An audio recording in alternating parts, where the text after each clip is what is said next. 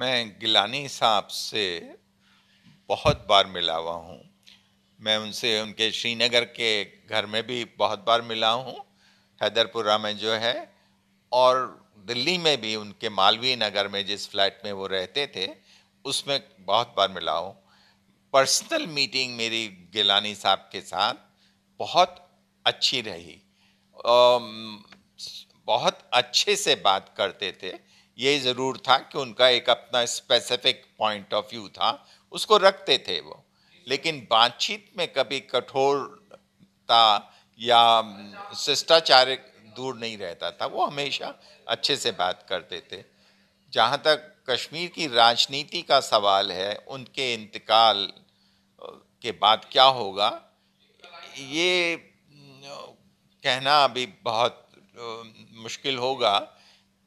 गिलानी साहब पिछले 2 साल से अस्वस्थ रहे हैं और पॉलिटिकली बहुत कुछ किया नहीं उनने। इन 2 सालों में इनएक्टिव रहे हैं, तो अभी हुर्रियत भी नहीं फंक्शनल है। तो इसीलिए राजनीति क्या मोड़ लेगी ये कहना मुश्किल है। लेकिन उनका जो ख्याल था कश्मीर समस्या और उसके समाधान के बारे में, उनके अभी भी फॉलोअर्स हैं कश्मीर में।